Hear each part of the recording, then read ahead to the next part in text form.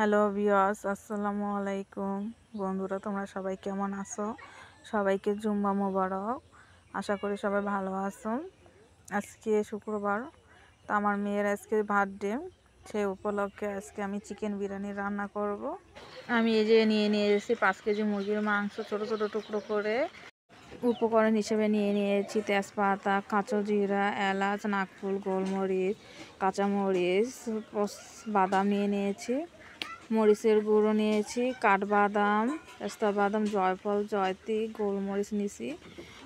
আর এই জায়গায় নিয়েছি হলো সয়া সস, লবণ, আদা রসুন পেঁয়াজ বাটা, পেঁয়াজ, টক দই, দুধ, শাহি বিরিয়ানি মশলা পিওর। এটা দিলে বিরিয়ানিটা অনেক স্বাদ হয় আর খেতেও অনেক ভালো হয়। তা আমি বেশিরভাগ সময় পিওর মশলাটা ব্যবহার করি বিরিয়ানির জন্য।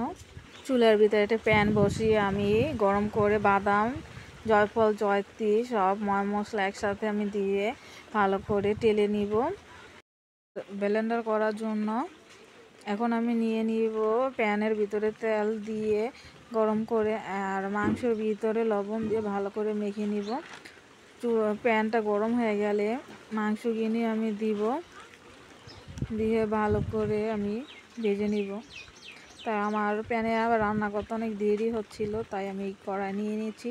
কড়াইতে তাড়াতাড়ি হয় আর মাংসগুলো একসাথে আমি ভেজে নিব। এখন একটি কড়াই ভাজা হয়ে গেলে একটি কড়াই বসিয়ে দিব। কড়াইতে পরিমাণ মতন তেল দিব আর পেঁয়াজ দিয়ে ভালো করে বাদামে কালার করে নিব।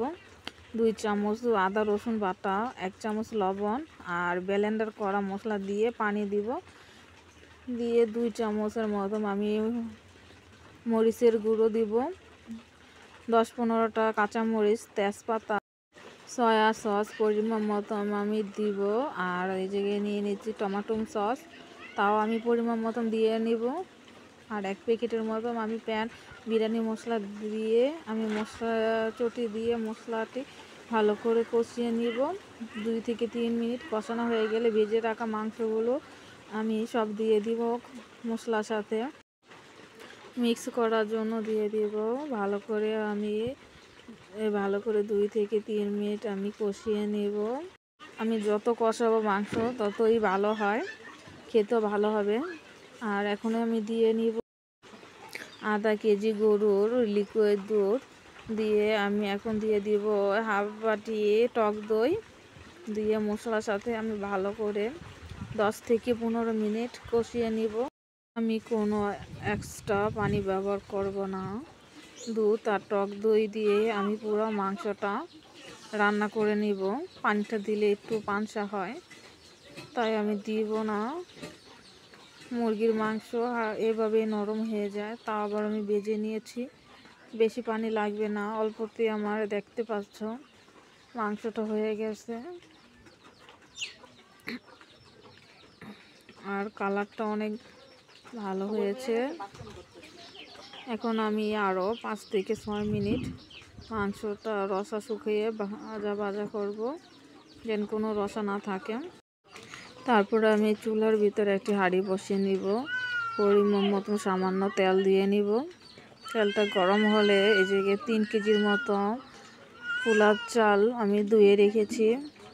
এখন চালগুলো হাঁড়িতে দিয়ে আমি তেলের সাথে চালটা ভেজে নেব। 5 থেকে 6 মিনিট ভাজা হয়ে গেলে 1 চামচের মতন আদা রসুন পেঁয়াজ বাটা, 1 চামচ লবণ আর 2-3টা তেজপাতা, আর এই জায়গা পরিমাণ মতো 2 টেবিল দুধ দিয়ে দিব। আর 1 প্যাকেট বিরিয়ানি মশলা দিয়ে আমি চালের সাথে মশলাটা আরও 2 থেকে 4 মিনিট ভেজে নিব। ভাজা হয়ে গেলে পরিমাণ মতো আমি পানি দিয়ে দিব, দিয়ে 10-15টা কাঁচামরিচ দিয়ে একটি ঢাকনা দিয়ে ডেকে দিব। এখন 2 মিনিট পর আবার আমি পোলার চালটা ভালো করে নেড়ে মাংসটা দিয়ে দিব। মাংসটা দিয়ে আমি ভালো এই পোলার চালটা আর মাংস সব একসাথে মিক্স করে নিব। মিক্স করে একটি ঢাকনা দিব। 2 মিনিট পর আমি চালটা উল্টিয়ে, নিচের চাল উপরের চাল একসাথে আমি উল্টিয়ে দিব, যে কাঁচা না থাকে, একসাথে যে সব চালগুলো হয়ে যায়। আবার আমি 5 মিনিট পর উল্টিয়ে দিব, মানে চালগুলো আমার ফুটে গেছে। দেখতেই পাচ্ছ আমার বিরিয়ানি সুন্দর ঝরঝরাভাবে হয়ে গেছে। এখন আমি পরিবেশন করে নেব একটি থালার ভিতরে।